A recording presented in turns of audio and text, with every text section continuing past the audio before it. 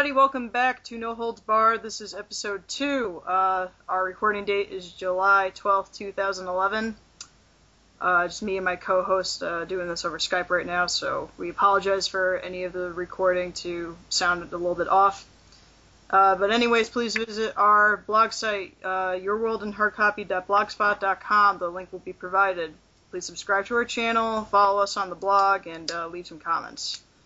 Okay, so 3 weeks ago, Punk has been, unless if you've been living under a rock, Punk has been known to be delivered one of the best promos ever since the Austin 316 days. And basically our topic today is going to be talking about him and what we're going to be expecting from the WWE. So, Money in the Bank is going to be coming up in a few days. We have the title back on against Cena and Punk, and just last night in Boston, it's been announced that he will be not re-signing and renegotiating his contract to come back to the WWE anytime soon. So I'm just going to bring it over to my co-host. What are your thoughts on this?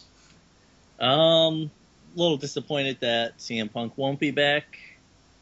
I mean, you understand that he's taking the time off mainly because he's had enough of being out on the road. He needs to take some time. You know, a whole bunch of guys have done it. Jericho's doing it right now, but he'll be back eventually. We all know that. I have strong feelings that CM Punk will be back. It's just a matter of time. Okay. I also have the same feelings too. I would give it about maybe 3 years or so. I'm going to guess that he's probably going to, probably write a book, which is probably not going to happen, but it could be possible. He's going to go back to some other promotions that he's been to before. A lot of people have been asking if he's going to be going to TNA, and I just can't see that happening, because the difference between him and the other people who also had problems with Vince and the business and the company run, with just having issues of being the top card guys, or, you know, what he was complaining about in his grievances about how he's not being promoted as much.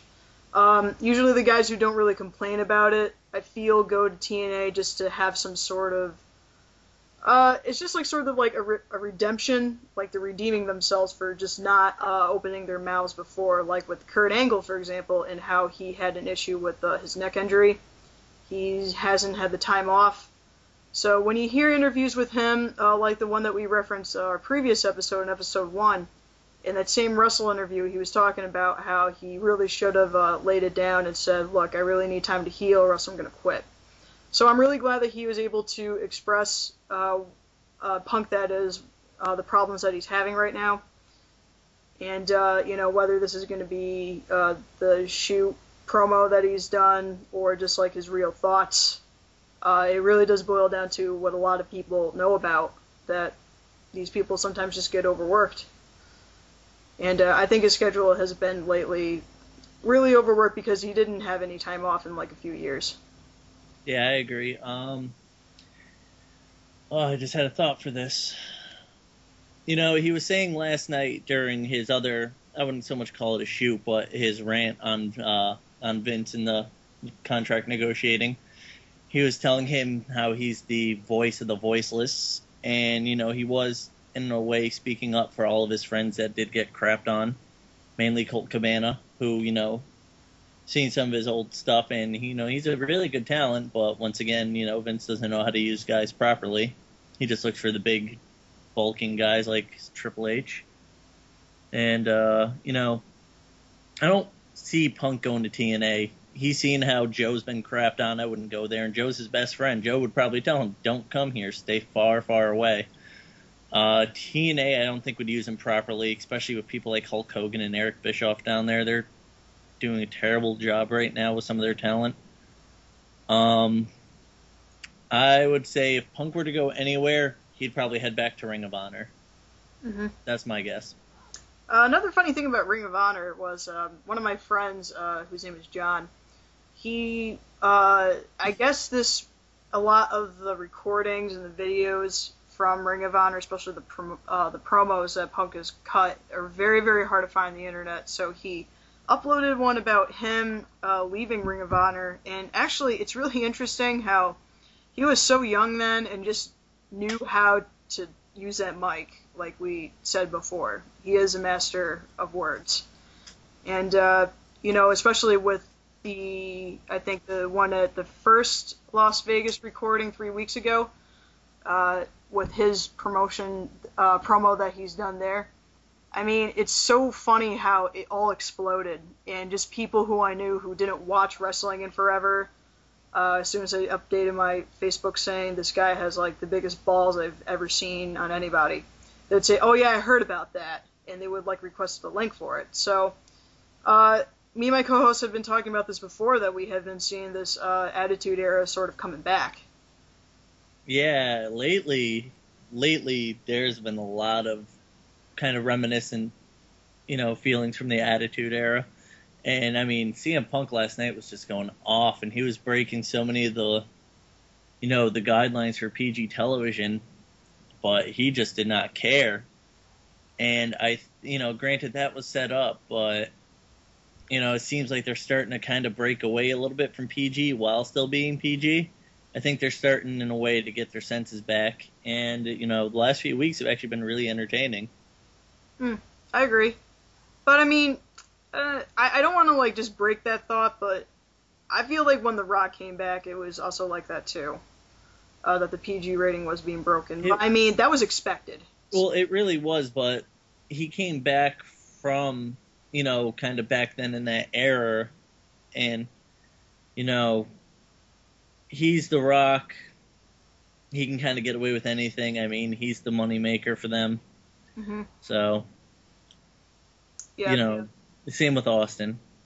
Right, exactly. And also, I love that Austin t-shirt he was wearing during the promo.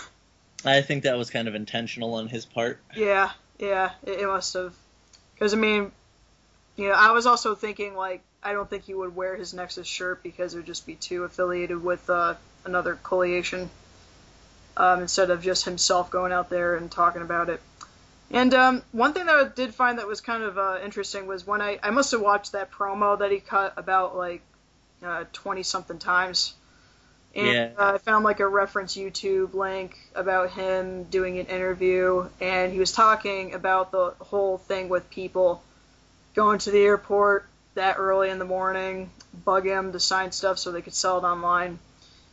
And it's funny because whenever I listen to those types of interviews, shoot interviews mostly with wrestlers, it's interesting to me because I find how they view their character, their job, and just see them as a person. Like, for example, Randy Orton is actually more sociable than I thought he would be. And, with Punk, he's just a little bit more bitter about, like, a lot of the bad run-ins that he had with fans. So, that's just, like, sort of off topic, but, I mean, it just proves that a lot of his grievance in that shoot promo really was true. So, for my co-host, how many people did you think were actually like crapping their pants as soon as they saw that promo live? Do you mean fans or people in the back? I would say people in the back too, just to get an opinion. Fans, I would say pretty much all the fans were. As for people in the back, I'm pretty sure a few of the things he said put him in hot water with certain people, especially John Laurinaitis, who does have that reputation of really kind of either making a star or burying somebody. Mm-hmm. All right. I did read a lot of things from No DQ about pretty much what was supposed to go on that night. Apparently, Punk has also written on his wrist tape some notes. Yep. Yeah. I noticed that too because as soon as I read that, I was going back to the promo and watching. He actually was like looking down a couple of times. So, I mean, from what I understand, correct me if I'm wrong, was that he was supposed to be, expressing his grievances, but they were supposed to cut him off at the best selling point or just when the TV time ran out. That's pretty much what I got from it. So, okay. So